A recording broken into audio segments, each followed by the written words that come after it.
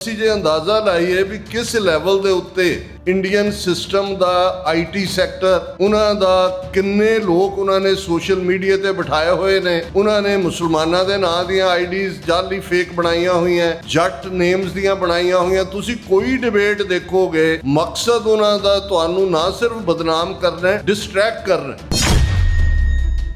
ਬੰਗਾਲ ਦੇ ਵਿੱਚ ਇਹਨਾਂ ਨੇ ਬਾਈ ਹੁੱਕ ਐਂਡ ਕਰੁਕ ਇਲੈਕਸ਼ਨਾਂ ਜਿੱਤੀਆਂ ਨੇ। 91 ਲੱਖ ਵੋਟਾਂ ਜਿਹੜੀ ਇੱਕ SIR ਸਕੀਮ ਲਿਆਂਦੀ, ਉਹਦੇ ਥੱਲੇ ਉਹਨਾਂ ਨੇ ਉਹਨਾਂ ਨੂੰ ਜਿਹੜਾ ਉਹ ਕੱਢ ਦਿੱਤਾ ਕਿ ਜੀ ਉਹ ਕਈ ਵਾਰੀ ਅੱਗੇ ਵੋਟ ਪਾ ਚੁੱਕੇ ਸੀ। ਉਹਨਾਂ 'ਚੋਂ ਵੱਡੀ ਗਿਣਤੀ ਦੇ ਵਿੱਚ ਮੁਸਲਮਾਨ ਨੇ। ਡੀ-ਫਰੈਂਚਾਈਜ਼ ਕਰ ਦਿੱਤਾ। ਵੋਟਾਂ ਦਾ ਨਾਟਕ 2027 'ਚ ਇਹਨਾਂ ਨੇ ਕਰਨਾ। ਅੱਜ ਪੰਜਾਬ ਨੂੰ ਉਹਨਾਂ ਨੇ ਅਗਲਾ ਬੰਗਾਲ ਬਣਾਇਆ ਹੋਇਆ ਹੈ। ਕਿਵੇਂ ਦਲ ਬਦਲੀਆਂ ਹੋ ਰਹੀਆਂ ਨੇ, ਕਿਵੇਂ ਜਿਹੜਾ ਉਹ ਕੋਈ ਨਾ ਕੋਈ ਘਟਨਾਵਾਂ ਕਰਵਾਈਆਂ ਜਾ ਰਹੀਆਂ। ਔਰ ਉਹਨਾਂ ਨੇ ਜਿਹਨੂੰ ਸੋਸ਼ਲ ਇੰਜੀਨੀਅਰਿੰਗ ਕਹਿੰਦੇ ਨੇ, ਜ਼ਾਤ ਪਾਤੀ ਕਾਰਡ ਵੀ ਖੇਡਣਾ। ਔਰ ਜਿਹੜਾ ਕੰਮ ਹੁਣ SIR ਦਾ ਪੰਜਾਬ 'ਚ ਹੋਣਾ ਹੈ, ਉਹਨਾਂ ਨੇ 5 ਮਿਲੀਅਨ ਸਿੱਖ ਡਾਇਸਪੋਰਾ ਦੀਆਂ ਵੋਟਾਂ ਕੱਟਣੀਆਂ ਨੇ। ਆਰਟੀਕਲ 370(35)A ਖਤਮ ਕੀਤਾ ਜਾਂਦਾ ਹੈ। ਉਸ ਤੋਂ ਬਾਅਦ ਯੂਨੀਅਨ ਟੈਰੀਟਰੀ ਜੰਮੂ ਕਸ਼ਮੀਰ ਅੱਡ, ਲਦਾਖ ਅੱਡ। ਉਸ ਤੋਂ ਬਾਅਦ ਡਰਟੀ ਡੈਮੋਗ੍ਰਾਫੀ ਜਿਹੜੀ ਉਹਨਾਂ ਨੇ ਬਦਲੀ, ਜਿਹੜੇ ਟ੍ਰਾਈਬਸ ਰੈਕਗਨਾਈਜ਼ ਵੀ ਨਹੀਂ ਸੀ, ਉਹਨਾਂ ਦੀਆਂ ਰਿਜ਼ਰਵੇਸ਼ਨ ਸੀਟਾਂ ਕਰ ਦਿੱਤੀਆਂ। ਉਹਨਾਂ ਦਾ ਕੋਸ਼ਿਸ਼ ਇਹ ਹੈ, ਔਰ ਬਹੁਤ ਸਾਰੀ ਜ਼ਮੀਨ ਜਿਹੜੀ ਆ ਅਡਾਨੀਆਂ ਔਰ ਦੂਸਰਿਆਂ ਨੂੰ ਜਿੱਥੋਂ ਰੇਅਰ ਅਰਥ ਮਟੀਰੀਅਲ ਮਿਲਣ ਦੀਆਂ ਸੰਭਾਵਨਾਵਾਂ ਨੇ। ਸੋ ਪੰਜਾਬ ਦਾ ਹਾਲ ਵੀ ਉਸੇ ਲਾਈਨ ਦੇ ਉੱਤੇ ਇਹਨਾਂ ਨੇ ਕਰਨਾ ਹੈ। ਇਸ ਗੱਲ ਨੂੰ ਯਕੀਨੀ ਬਣਾਓ ਕਿ ਪੰਜਾਬ ਦੇ ਵਿੱਚ ਇੱਕ ਤਾਂ ਭਾਵੇਂ ਤੁਹਾਡੇ ਕੋਲ ਕਿੱਲਾ 2 ਕਿੱਲਾ ਜ਼ਮੀਨ ਹੈ, ਮਤ ਵੇਚੋ। ਅੱਜ ਇਹ ਵੀ ਇੱਕ ਰੁਝਾਨ ਹੈ ਕਿ ਜੀ ਸਾਡੇ ਬੱਚੇ ਬੱਚੀਆਂ ਨੇ ਕਿਹੜਾ ਉੱਥੇ ਜਾਣਾ ਹੈ, ਕਿਹੜਾ ਸੈਟਲ ਹੋਣਾ ਹੈ। ਫਲਸਤੀਨੀਆਂ ਦਾ ਹਾਲ ਦੇਖ ਲਓ ਕੀ ਹੋ ਰਿਹਾ ਹੈ। ਤੁਸੀਂ ਪੰਜਾਬ 'ਚ ਵੀ ਦੇਖੋਗੇ ਮਾਡਲ ਉਹੀ ਚੱਲ ਰਿਹਾ ਹੈ। ਇਸ ਵੇਲੇ ਰਾਹ ਔਰ ਮੌਸਾਦ ਹੈਂਡ ਇਨ ਗਲਵ ਨੇ। ਇਸ ਬਦਲਦੀ ਦੁਨੀਆ ਵਿੱਚ ਤੁਸੀਂ ਪਿੱਛੇ ਨਾ ਰਹਿ ਜਾਓ। ਹਰ ਘਟਨਾ ਜੋ ਤੁਹਾਡੀ ਜ਼ਿੰਦਗੀ ਤੇ ਅਸਰ ਪਾ ਰਹੀ ਹੈ, ਅਸੀਂ ਉਸ ਬਾਰੇ ਦੇਵਾਂਗੇ ਤੁਹਾਨੂੰ ਸਟੀਕ ਤੇ ਸਹੀ ਜਾਣਕਾਰੀ। ਤੁਹਾਡਾ ਆਪਣਾ ਹੱਕ ਸੱਚ ਦੀ ਆਵਾਜ਼ TV84।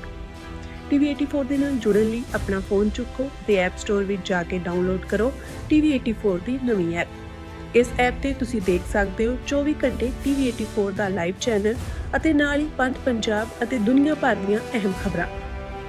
ਫਿਰ ਦੇਰ ਕਿਸ ਗੱਲ ਦੀ, ਹੁਣੇ ਡਾਊਨਲੋਡ ਕਰੋ TV84 ਦੀ ਨਵੀਂ ਐਪ।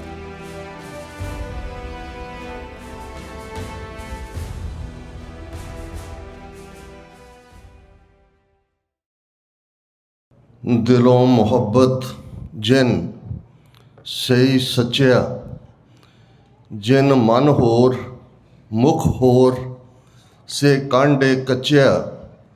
ਰੱਤੇ ਇਸ਼ਕ ਖੁਦਾਏ रंग दीदार के, विसरिया जिन नाम से पोए पार थिए। आप लिए लड़ लाए दर दरवेश से, तेना धन जनेंदी माओ आए सफल से। परवरदगार अपार अगम बेअंत तू, जिना पछाता सच चुम्मा पैर मुँह। तेरी पनह खुदाए तू बख्शंदगी, शेख फरीदा खैर दीजै बंदगी। वाहिगुरु जी का खालसा, वाहिगुरु जी की फतेह। साहिब श्री गुरु ग्रंथ साहिब जी की हजूरी में जुड़े बैठे सतगुरु जी का अपना आपा गुरु खालसा साध संगत जीओ। अज का ये विशेष दीवान डॉक्टर रंजीत सिंह जी की याद ਨੂੰ ਸਮਰਪਿਤ ਹੈ। ਜੂਨ ਦਾ ਮਹੀਨਾ ਚੱਲ ਰਿਹਾ। ਜੂਨ ਦਾ ਮਹੀਨਾ ਸਿੱਖ ਯਾਦਾਂ ਦੇ ਵਿੱਚ ਤਖਤੇ ਤੋਂ ਤਖਤ ਤੱਕ ਦੇ ਸਫ਼ਰ ਦਾ ਮਹੀਨਾ ਵੀ ਹੈ। ਇਸ ਮਹੀਨੇ ਦੇ ਵਿੱਚ ਗੁਰੂ ਅਰਜਨ ਸਾਹਿਬ ਦੀ ਸ਼ਹਾਦਤ, ਇਸ ਮਹੀਨੇ ਦੇ ਵਿੱਚ ਬਾਬਾ ਬੰਦਾ ਸਿੰਘ ਬਹਾਦਰ ਦੀ ਸ਼ਹਾਦਤ। ਜੂਨ 84 ਦਾ ਘੱਲੂਘਾਰ 42 ਵਰ੍ਹੇ ਪਹਿਲਾਂ ਅੱਜ ਵੀ ਸਾਡੀਆਂ ਅੱਖਾਂ ਸਾਹਮਣੇ ਇੱਕ ਜਿਉਂਦੀ ਹਕੀਕਤ ਹੈ।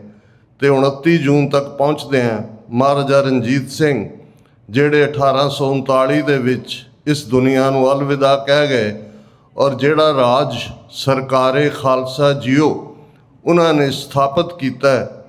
ਅੱਜ ਵੀ ਜਦੋਂ ਪਿਛਲੇ ਕੁਝ ਸਮਾਂ ਪਹਿਲਾਂ BBC ਨੇ ਅੱਡ ਹਿਸਟੋਰੀਅਨਸ ਤੋਂ ਪੇਪਰ ਮੰਗੇ ਕਿ 6-7 ਹਜ਼ਾਰ ਸਾਲ ਦੀ ਇਨਸਾਨੀ ਤਾਰੀਖ ਦੇ ਵਿੱਚ ਸਭ ਤੋਂ ਆਈਡੀਅਲ ਰਾਜ ਕਿਹੜਾ ਸੀ, ਤੇ ਜਿਹੜਾ ਇੱਕ ਅਮਰੀਕਨ ਸਕਾਲਰ ਜਿਹੜਾ ਜ਼ਾਰੈਕ ਵਾਈਟਮੈਨ ਹਿਸਟਰੀ ਡਿਪਾਰਟਮੈਂਟ ਦਾ ਸੀ, ਉਸ ਦੇ ਪੇਪਰ ਨੂੰ ਐਕਸੈਪਟ ਕੀਤਾ ਗਿਆ, ਜਿਹਦੇ 'ਚ ਕਿ ਮਹਾਰਾਜਾ ਰਣਜੀਤ ਸਿੰਘ ਦਾ ਸਰਕਾਰੇ ਖਾਲਸਾ ਜੀ ਉਹ ਰਾਜ ਇੱਕ ਆਈਡੀਅਲ ਰਾਜ ਦੇ ਤੌਰ ਦੇ ਉੱਤੇ ਉਸ ਦੀ ਰੈਕਗਨੀਸ਼ਨ ਸੀ। ਉਸ ਰਾਜ ਦੇ ਵਿੱਚ ਸਜ਼ਾਏ ਮੌਤ ਨਹੀਂ ਸੀ, ਜੇਲਾਂ ਨਹੀਂ ਸਨ, ਇਕਨੋਮਿਕਲ ਪ੍ਰੋਸਪੈਰਿਟੀ ਉਸ ਵੇਲੇ ਦੀ ਯੂਕੇ ਦੀ ਕਰੰਸੀ ਤੋਂ 12 ਗੁਣਾ ਜ਼ਿਆਦਾ ਪਾਵਰਫੁਲ ਨਾਨਕਸ਼ਾਹੀ ਸਿੱਕਾ ਸੀ। ਔਰ ਜਿਹੜੀ ਉਸ ਰਾਜ ਦੀ ਖੂਬਸੂਰਤੀ ਕਿ ਸਿੱਖਾਂ ਦੀ ਆਬਾਦੀ ਬੇਸ਼ੱਕ 8 ਤੋਂ 12% ਦੇ ਨੇੜੇ ਤੇੜੇ ਅੱਡ ਇਸ ਦੇ ਜਿਹੜੇ ਨੇ ਉਹ ਵੇਰਵੇ ਹੁੰਦੇ ਨੇ, ਮੈਜੋਰਿਟੀ ਮੁਸਲਮਾਨ ਪਾਪੂਲੇਸ਼ਨ ਸੀ, ਫਿਰ ਹਿੰਦੂ ਸਨ। ਪਰ ਜਿਸ ਦਿਨ ਮਹਾਰਾਜਾ ਰਣਜੀਤ ਸਿੰਘ ਅਲਵਿਦਾ ਹੋਏ ਇਸ ਧਰਤੀ ਤੋਂ, ਤੁਸੀਂ ਉਸ ਪੀਰੀਅਡ ਦਾ ਬ੍ਰਿਟਿਸ਼ ਹਿਸਟੋਰੀਅਨਸ ਦਾ ਅਕਾਊਂਟ ਪੜ੍ਹੋ, ਉਸ ਪੀਰੀਅਡ ਦਾ ਜਿਹੜਾ ਸਰਕਾਰੇ ਖਾਲਸਾ ਜੀਓ ਦਾ ਕੋਰਟ ਦਾ ਜਿਹੜਾ ਰੈਕਰਡ ਹੈ ਰੋਜ਼ਨਾਮਚੇ, ਉਹਨਾਂ ਨੂੰ ਦੇਖੋ ਤਾਂ ਫਿਰ ਹੈਰਤ ਹੁੰਦੀ ਹੈ ਕਿ ਬੇਸ਼ੱਕ ਉਹ ਕੋਈ ਵੋਟਾਂ ਦੇ ਨਾਲ ਬਣਿਆ ਹੋਇਆ ਬਾਦਸ਼ਾਹ ਨਹੀਂ ਸੀ, ਆਪਣੀ ਤਾਕਤ ਦੇ ਨਾਲ ਇੱਕ ਵਾਰ ਜਦੋਂ ਉਹਨਾਂ ਨੇ ਕੋਹਿਨੂਰ ਹੀਰਾ ਜਿਹੜੇ ਆਪਣੇ ਜਿਹੜਾ ਬਾਜ਼ੂ ਦੇ ਉੱਤੇ ਉਹ ਬੰਨ੍ਹਦੇ ਸੀ, ਔਰ ਇੱਕ ਨੇ ਆ ਕੇ ਪੁੱਛਿਆ ਕਿਸੇ ਸਫੀਰ ਨੇ ਕਿ ਇਹ ਤੁਸੀਂ ਕਿਵੇਂ ਹਾਸਲ ਕੀਤਾ, ਤੇ ਉਹਨਾਂ ਨੇ ਤਲਵਾਰ ਵੱਲ ਇਸ਼ਾਰਾ ਕਰਕੇ ਕਿਹਾ ਸੀ ਇਹ ਖਾਲਸੇ ਦੀ ਤੇਗ ਹੈ ਜਿਸ ਦੇ ਨਾਲ ਅਸੀਂ ਇਹ ਕੋਹਿਨੂਰ ਲਿਆ। ਲੇਕਿਨ ਜਦੋਂ ਅਸੀਂ ਰਾਜ ਦੀ ਗੱਲ ਕਰਦੇ ਹਾਂ, ਪੋਲੀਟੀਕਲ ਪਾਵਰ ਦੀ ਗੱਲ ਕਰਦੇ ਹਾਂ, ਔਰ ਮੇਰੇ ਤੋਂ ਪਹਿਲਾਂ ਜਿਨ੍ਹਾਂ ਵੀਰਾਂ ਭੈਣਾਂ ਨੇ ਜਿੱਥੇ ਡਾਕਟਰ ਰਣਜੀਤ ਸਿੰਘ ਹੋਰਾਂ ਨੂੰ ਯਾਦ ਕੀਤਾ, ਉੱਥੇ ਅੱਜ ਸਾਡੇ ਸਾਹਮਣੇ ਚੈਲੰਜਸ ਕੀ ਨੇ, ਅੱਜ ਜੋ ਕੁਝ ਦੁਨੀਆ ਦੇ ਵਿੱਚ ਵਾਪਰ ਰਿਹਾ ਉਹ ਸਾਰਾ ਸਾਨੂੰ ਕਿਵੇਂ ਪ੍ਰਭਾਵਿਤ ਕਰ ਰਿਹਾ। ਤੇ ਭੈਣ ਜੀ ਜਿਨ੍ਹਾਂ ਦਾ ਮੈਂ ਸਮਝਦਾ ਕਿ ਜਦੋਂ ਉਹ ਮੁਖਾਤਬ ਹੁੰਦੇ ਨੇ, ਉਹਨਾਂ ਦੇ ਅੰਦਰੋਂ ਆਪਣੇ ਲੋਕਾਂ ਦੀ ਪੀੜ, ਉਹ ਜ਼ਖਮ ਵੀ ਰਿਸ ਰਹੇ ਹੁੰਦੇ ਨੇ, ਪਰ ਉਸ ਦੇ ਨਾਲ ਉਹ ਡਿਟਰਮੀਨੇਸ਼ਨ ਵੀ ਹੈ। ਸਿਰਫ ਰੋਣਾ, ਵੈਰਾਗ ਕਰਨਾ ਜਾਂ ਕਹਾਣੀ ਸੁਣਾਉਣਾ ਇਹ ਕਾਫੀ ਨਹੀਂ ਹੁੰਦਾ। ਇਸ ਸਾਰੀ ਪੇਨ 'ਚੋਂ ਅਸੀਂ ਨਿਕਲ ਕਿਵੇਂ ਸਕਦੇ ਹਾਂ, ਉਹ ਤੁਹਾਡਾ ਰਿਜ਼ੋਲਵ ਹੈ ਕਿ ਜਿੰਨੇ ਮਰਜ਼ੀ ਆਡਸ ਹੋਣ, ਜਿੰਨੀਆਂ ਮਰਜ਼ੀ ਰੁਕਾਵਟਾਂ ਹੋਣ, ਅਸੀਂ ਜਿੱਤਾਂਗੇ। ਵੀ ਸ਼ੈਲ ਓਵਰਕਮ, ਜਿਹੜਾ ਕਦੇ ਇਸ ਧਰਤੀ ਤੋਂ ਇਹ ਗੱਲ ਕਹੀ ਗਈ ਸੀ, ਔਰ ਉਹਨਾਂ ਨੇ ਜਿਸ ਅੰਦਾਜ਼ ਦੇ ਵਿੱਚ ਆਪਣੀ ਪ੍ਰੈਜੈਂਟੇਸ਼ਨ ਦਿੱਤੀ ਹੈ, ਔਰ ਇਹ ਆਪਣੇ ਆਪ ਦੇ ਵਿੱਚ ਗਜ਼ਾਲਾ ਹਬੀਬ ਜੀ ਦਾ ਇੱਕ ਮੈਂ ਸਮਝਦਾ ਕਿ ਇਹ ਇੱਕ ਨੈਚੁਰਲ, ਹਾਲਾਂਕਿ ਪਾਕਿਸਤਾਨ ਗਏ ਹੋਏ ਸਨ, 2-3 ਹਫ਼ਤੇ ਪਹਿਲਾਂ ਮੇਰਾ ਰਾਬਤਾ ਹੋਇਆ, ਪਿਛਲੀ ਰਾਤ ਹੀ ਆਏ ਨੇ, ਬਹੁਤ ਥੱਕੇ ਹੋਏ ਸਨ। ਪਰ ਜਦੋਂ ਮੈਂ ਉਹਨਾਂ ਨੂੰ ਕਿਹਾ, ਔਰ ਲਾਸਟ ਜਦੋਂ ਅਸੀਂ ਡਾਕਟਰ ਸਾਹਿਬ ਦੀ ਤੀਸਰੇ ਵਰ੍ਹੇ ਯਾਦ ਮਨਾਈ, ਉਦੋਂ ਵੀ ਕੁਦਰਤੀ ਇਹਨਾਂ ਦੀ ਪਾਰਟੀਸਪੇਸ਼ਨ ਸੀ। ਸੋ ਇਸ ਸਭ ਨੇ ਅੱਜ ਦੇ ਇਕੱਠ ਨੂੰ, ਜਿੱਥੇ ਜਦੋਂ ਅਸੀਂ ਯਾਦਗਾਰੀ ਜਾਂ ਮਿੱਠੀ ਯਾਦ ਕਹਿੰਦੇ ਹਾਂ, ਇਸ ਗੱਲ ਦਾ ਧਿਆਨ ਰਹੇ ਕਿ ਗੁਰਮਤ ਦੇ ਮੁਤਾਬਕ ਦੁਸਹਿਰੇ ਤੋਂ ਬਾਅਦ ਚਲਾਣੇ ਦੀ ਕੋਈ ਰਸਮ ਬਾਕੀ ਨਹੀਂ ਰਹਿੰਦੀ। ਸੋ ਇਹਦਾ ਸੰਬੰਧ ਕੋਈ ਬਰਸੀਆਂ ਨਾਲ ਨਹੀਂ ਹੈ, ਇਹ ਉਸ ਲੈਗੇਸੀ ਨੂੰ ਅੱਗੇ ਤੋਰਨਾ। ਔਰ ਜਿਵੇਂ ਵੀਰ ਗੁਰਵਿੰਦਰ ਸਿੰਘ ਹੋਰਾਂ ਨੇ ਮੀਡੀਆ ਔਰ ਭਾਈ ਸੁਖਵਿੰਦਰ ਸਿੰਘ ਹੋਰਾਂ ਨੇ ਨੈਰੇਟਿਵ ਦੀ ਗੱਲ ਕੀਤੀ, ਮੈਂ ਇਹ ਵੀ ਦੱਸ ਦਿਆਂ ਕਿ TV 84 ਡਾਕਟਰ ਰਣਜੀਤ ਸਿੰਘ ਹੋਰਾਂ ਦਾ ਬ੍ਰੇਨ ਚਾਈਲਡ ਹੀ ਨਹੀਂ, ਇਹਦੇ ਲਈ ਉਹਨਾਂ ਨੇ ਬਹੁਤ ਮਿਹਨਤ ਕੀਤੀ। ਦਸੰਬਰ 2012 ਦੇ ਵਿੱਚ ਅਸੀਂ ਇਸ ਦੀ ਸ਼ੁਰੂਆਤ ਕੀਤੀ। ਮੈਂ ਲਗਭਗ 18 ਸਾਲ ਤੋਂ ਵਾਸ਼ਿੰਗਟਨ DC ਵਿੱਚ ਸੀ, ਜਿੱਥੇ ਕਿ ਅਸੀਂ 1994 'ਚ ਨੈਸ਼ਨਲ ਪ੍ਰੈਸ ਬਿਲਡਿੰਗ 'ਚ ਖਾਲਿਸਤਾਨ ਅਫੇਅਰ ਸੈਂਟਰ ਸਥਾਪਿਤ ਕੀਤਾ ਸੀ। ਔਰ ਦਸੰਬਰ 2012 ਤੋਂ ਬਾਅਦ 6 ਮਹੀਨੇ ਮੈਂ ਡਾਕਟਰ ਸਾਹਿਬ ਦੇ ਘਰ ਰਿਹਾ, ਫਿਰ ਰੈਜ਼ੀਡੈਂਸ ਮੈਨੂੰ ਮੂਵ ਕਰਨਾ ਪਿਆ। ਔਰ ਅੱਜ ਲਗਭਗ 14 ਸਾਲ ਬਾਅਦ ਜਦੋਂ ਅਸੀਂ ਪਿੱਛੇ ਮੁੜ ਕੇ ਦੇਖਦੇ ਹਾਂ, ਡਾਕਟਰ ਸਾਹਿਬ ਨੂੰ ਸਾਥੋਂ ਵਿਛੜਿਆ 4 ਸਾਲ ਹੋ ਗਏ ਨੇ। 10 ਸਾਲ ਉਹਨਾਂ ਨੇ ਇਸ ਡੈਡੀਕੇਸ਼ਨ ਦੇ ਨਾਲ ਇਹਨੂੰ ਕਾਮਯਾਬ ਕਰਨ ਦੇ ਲਈ, ਉਹਨਾਂ ਦਾ ਕਹਿਣਾ ਸੀ ਕਿ ਇੱਕ ਦਿਨ ਹੋਏ, ਇਕੱਲਾ ਇਹੀ ਨਹੀਂ ਕਿ ਸਾਡਾ TV 84 ਖਾਲਿਸਤਾਨ ਦੀ ਆਜ਼ਾਦੀ ਨੂੰ ਸਮਰਪਿਤ ਹੀ ਹੋਏ।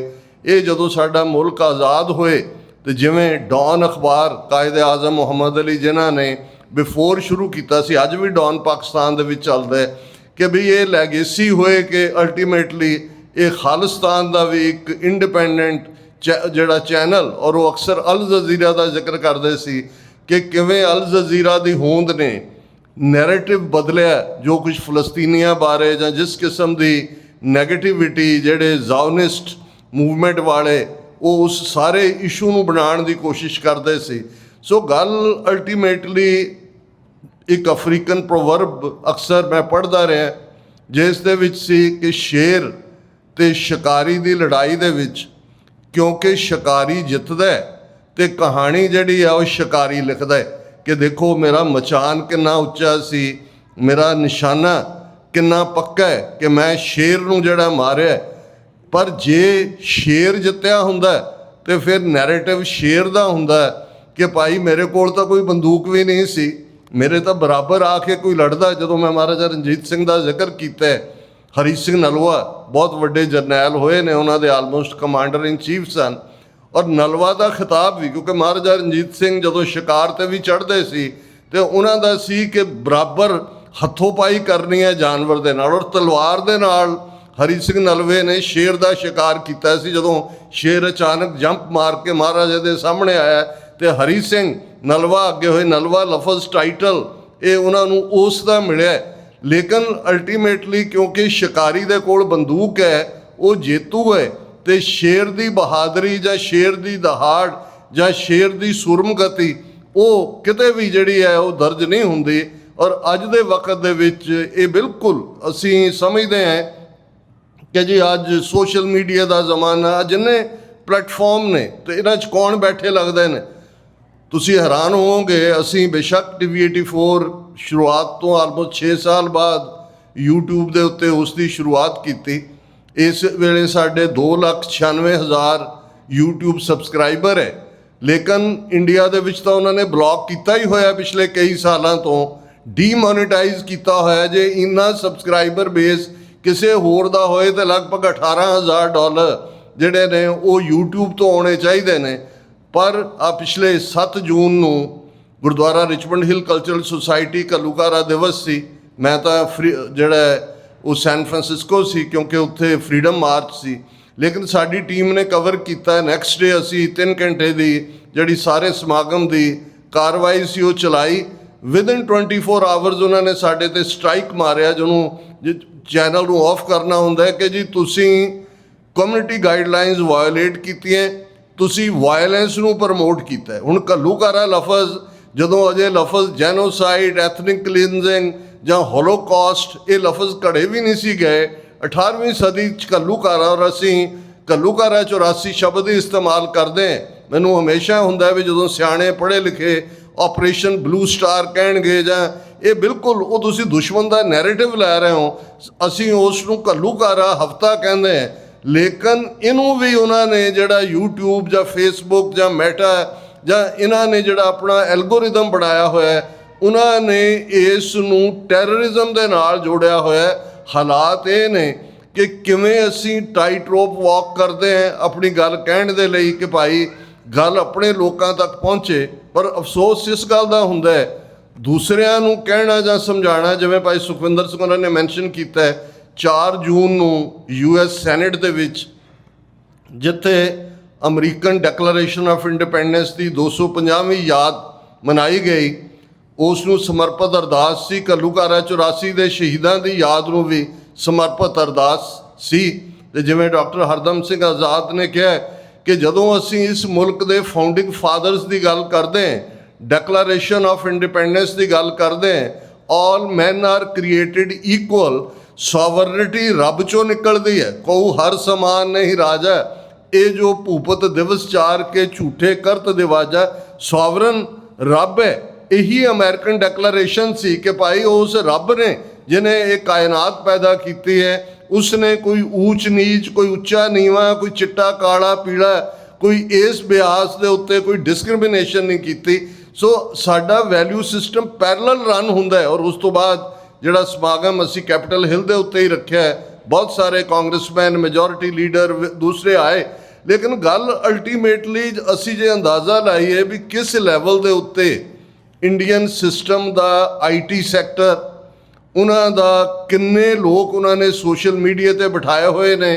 ਉਹਨਾਂ ਨੇ ਮੁਸਲਮਾਨਾਂ ਦੇ ਨਾਂ ਦੀਆਂ IDs ਜਾਲੀ ਫੇਕ ਬਣਾਈਆਂ ਹੋਈਆਂ, ਜੱਟ ਨੇਮਸ ਦੀਆਂ ਬਣਾਈਆਂ ਹੋਈਆਂ। ਤੁਸੀਂ ਕੋਈ ਡਿਬੇਟ ਦੇਖੋਗੇ, ਮਕਸਦ ਉਹਨਾਂ ਦਾ ਤੁਹਾਨੂੰ ਨਾ ਸਿਰਫ ਬਦਨਾਮ ਕਰਨਾ, ਡਿਸਟਰੈਕਟ ਕਰਨਾ। ਕਿੰਨੀਆਂ ਡਿਬੇਟਸ ਖੜੀਆਂ ਕਰ ਦਿੱਤੀਆਂ ਜਾਂਦੀਆਂ ਨੇ ਜਿਨ੍ਹਾਂ ਦਾ ਕੋਈ ਮਤਲਬ ਨਹੀਂ ਹੁੰਦਾ ਹੈ। ਸੋ ਸਾਨੂੰ ਇਹ ਸਮਝਣ ਦੀ ਲੋੜ ਹੈ ਕਿ ਅਲਟੀਮੇਟਲੀ ਗੱਲ ਜੇ ਅਸੀਂ ਆਪਣਿਆਂ ਨੂੰ ਵੀ ਨਾ ਸਮਝਾ ਸਕੀਏ ਜਾਂ ਸਾਨੂੰ ਆਪਣਿਆਂ ਨੂੰ ਇਹ ਕਨਵਿੰਸ ਕਰਵਾਉਣਾ ਪਏ 42 ਸਾਲ ਬਾਅਦ ਕਿ ਜੀ ਖਾਲਿਸਤਾਨ ਕਿਉਂ ਜ਼ਰੂਰੀ ਹੈ ਜਾਂ ਖਾਲਿਸਤਾਨ ਦੀ ਕਾਇਮੀ ਤੋਂ ਬਿਨਾਂ ਉਸ ਖਿੱਤੇ ਦੇ ਵਿੱਚ ਸਿੱਖਾਂ ਦਾ ਕੋਈ ਮਸਲਾ ਹੱਲ ਨਹੀਂ ਹੋ ਸਕਦਾ।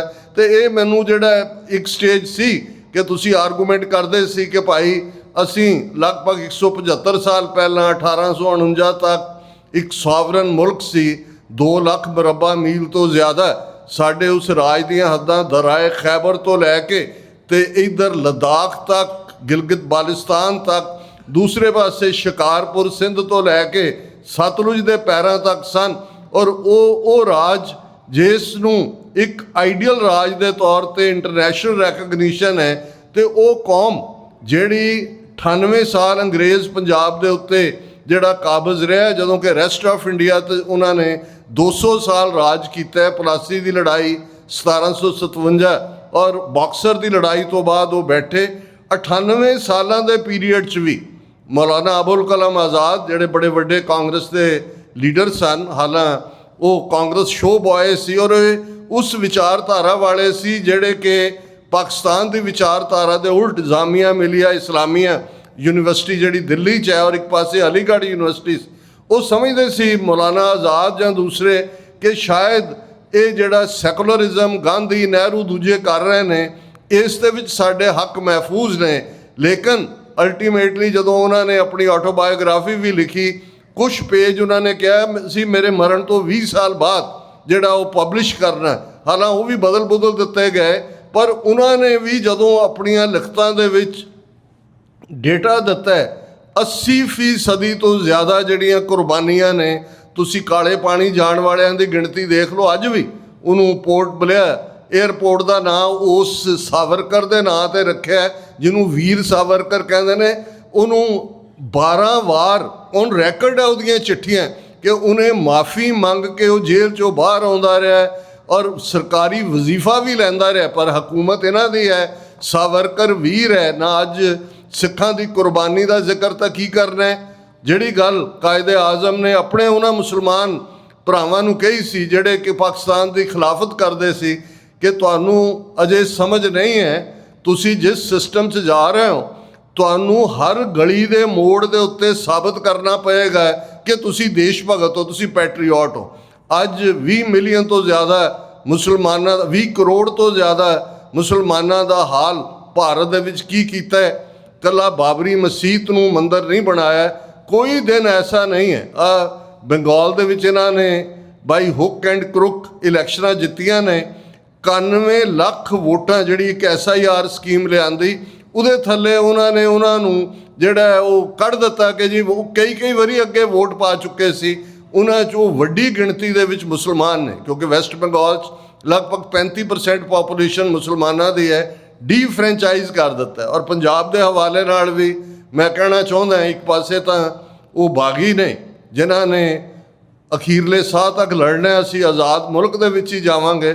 ਪਰ ਜਿਹੜੇ ਸਾਡੇ ਵੀਰ ਭੈਣਾਂ ਆਮ ਆਉਂਦੇ ਜਾਂਦੇ ਨੇ ਆਪਣੇ ਵਤਨ 'ਚ, ਆਉਂਦੇ ਜਾਂਦੇ ਰਹਿਣਾ ਚਾਹੀਦਾ। ਵੋਟਾਂ ਦਾ ਨਾਟਕ 2027 'ਚ ਇਹਨਾਂ ਨੇ ਕਰਨਾ। ਅੱਜ ਪੰਜਾਬ ਨੂੰ ਉਹਨਾਂ ਨੇ ਅਗਲਾ ਬੰਗਾਲ ਬਣਾਇਆ ਹੋਇਆ, ਕਿਵੇਂ ਦਲ ਬਦਲੀਆਂ ਹੋ ਰਹੀਆਂ ਨੇ, ਕਿਵੇਂ ਜਿਹੜਾ ਉਹ ਕੋਈ ਨਾ ਕੋਈ ਘਟਨਾਵਾਂ ਕਰਵਾਈਆਂ ਜਾ ਰਹੀਆਂ।